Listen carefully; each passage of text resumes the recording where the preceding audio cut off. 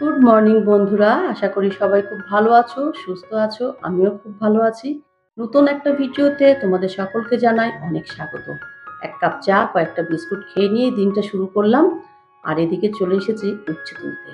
ওদের পাপা সকালবেলা দুটো উচ্ছে তুলে নিয়ে চলে গেছে, কিন্তু এই উচ্ছেটাকে দেখতে পাইনি।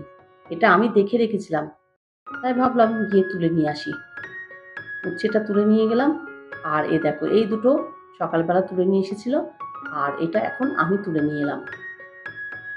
আসলে গাছের মধ্যে হচ্ছে তো, ওই যে আমার কারি পাতা গাছটা আছে, ওই গাছের উপরেই সব উচ্ছে গাছগুলো উঠেছে। ওর মধ্যে দু একটা করে হয়ে থাকে। একটা উচ্ছে দেখলাম পেকেও গেছে। সকালবেলা ব্রেকফাস্ট তৈরি করলাম, ডালিয়া। আজকে ছেলেদের তো স্কুল আছে, ওরা স্কুলে গেছে, তাই ওদের খাওয়ার ঝামেলাটা নেই। এবার আমরা দুজন, আমি তো নিজের জন্য কিছু করি না, এটা করেছি আমার হাজব্যান্ডের জন্য, আমি একটু খেয়ে নেব। ঘরের কাজ শুরু করব। সবার আগে ভাবলাম ভাতটাকে বসিয়ে দিই, ভাতটা হতে থাক আর আমি ঘরের কাজগুলো কমপ্লিট করি নিই। আজকে এই ঘরে বিছানার চাদরটাও চেঞ্জ করব। আর তোমরা দেখতেই পাচ্ছ, আমার প্রত্যেকটা ঘরে বিছানার চাদর তো পাতি, তার নিচে কিন্তু আরেকটা করে পুরনো বিছানার চাদর পাতা থাকে। আমার মনে হয় পুরনো বিছানার চাদর দিয়ে পেতে রাখলে চাদরগুলো ঠিক টান টান হয়ে থাকে। জানি না, এটা আমার ধারণা, তাই প্রত্যেকটা ঘরেই ডাবল ডাবল চাদরই পাতা থাকে। বিছানার চাদরটা চেঞ্জ করে নিয়ে ঘরটা ঝাঁট দেব। সকালে একবার ঘর ঝাঁট দিয়েছিলাম, কিন্তু এখন একটু ভালো করে ঝাঁট দেবো, যেহেতু মুছতে হবে। ছেলেরা যাওয়ার সঙ্গে সঙ্গেই আমি সকালবেলা, মানে যাওয়ার আগেই আমি কিন্তু আগে বাসি ঘরটা ঝাঁট দিয়ে ফেলি।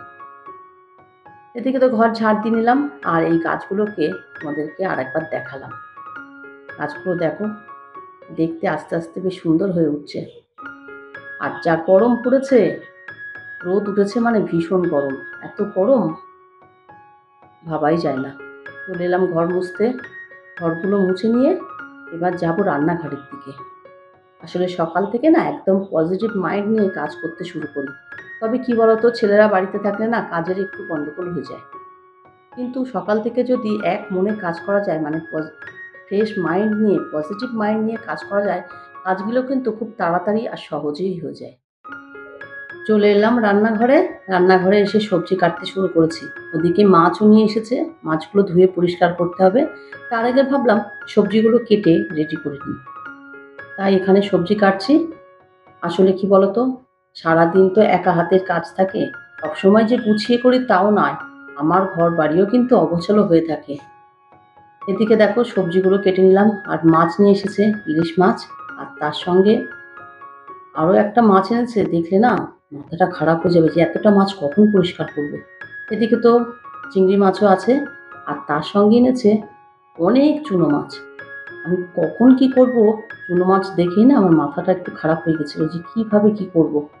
তারপরে নিজেকে ঠান্ডা করে ভাবলাম যে নিয়ে এসেছে খাওয়ার জন্য, সেগুলো তো পরিষ্কার করতেই হবে। অনেক সময় ধরে ওগুলো পরিষ্কার করলাম। আর এদিকে রান্নাও চাপিয়ে দিয়েছি, ইলিশ মাছ ভাজতে শুরু করেছি। কুমড়োর একটা তরকারি করব, আর চিংড়ি মাছটা আজকে আর করবো না, এইভাবে ধুয়ে রেখে দিলাম। বেগুন দিয়ে ইলিশ মাছ করব। আর ছেলেরা তো ইলিশ মাছ খাবে না, তাই ওদের জন্য করব সোয়াবিন আলুর তরকারি। এটা খেতে কিন্তু ওরা খুব পছন্দ করে। আসলে কি বলতো, সংসারের প্রত্যেকটা মানুষের ভালো মন্দ, পছন্দ অপছন্দ সবের দায়িত্ব কিন্তু আমার উপরে। তাই তারা কিসে ভালো থাকবে, কিভাবে ভালো থাকবে, সেইগুলোর খেয়াল একজন গৃহবধূ হিসাবে, একজন মা হিসাবে, একজন ওয়াইফ হিসাবে বা একজন বৌমা হিসাবে আমার অবশ্যই কর্তব্য।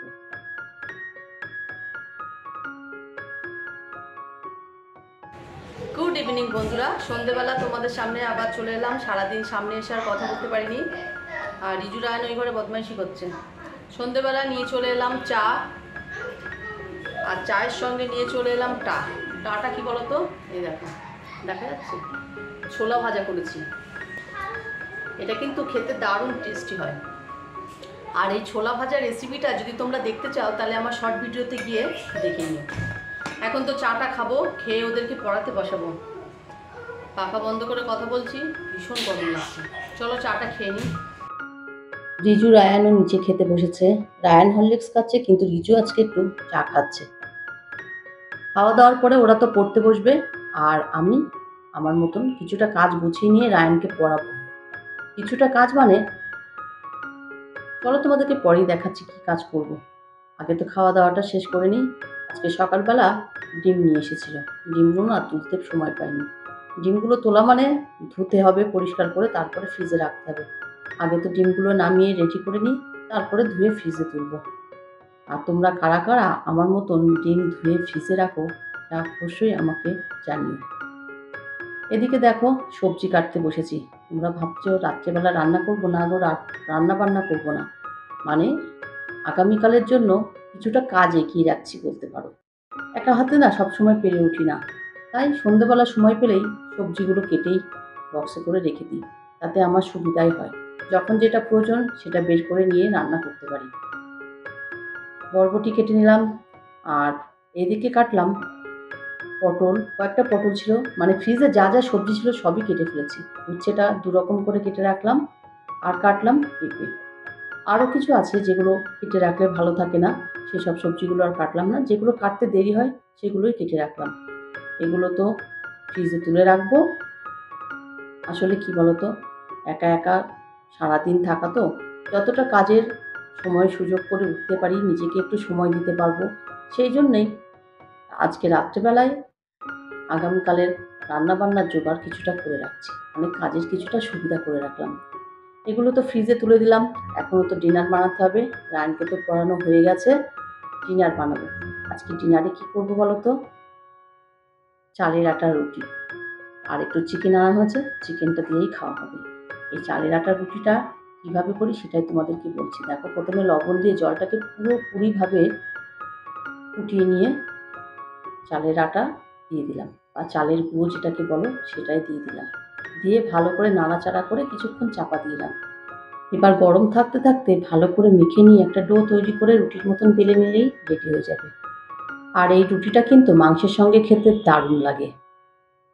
আমার নতুন পুরনো সকল বন্ধুদের উদ্দেশ্যে একটা কথা বলি, তোমরা যে যেখান থেকে আমার ভিডিওটা এতক্ষণ পর্যন্ত দেখলে, তোমাদের সকলকে অনেক ধন্যবাদ। আর প্লিজ একটা করে লাইক করে দিও, ভালো লাগলে অবশ্যই সাবস্ক্রাইব করে দিও। আচ্ছা, আর ভিডিওটা বড় করলাম না, আজ তাহলে এই পর্যন্ত। আমার ভিডিওটা যদি তোমাদের ভালো লেগে থাকে, please like, comment, share and subscribe করো। সবাই খুব ভালো থেকো, সুস্থ থেকো। দেখা হবে অন্য কোনো নতুন ভিডিও নিয়ে। Good night.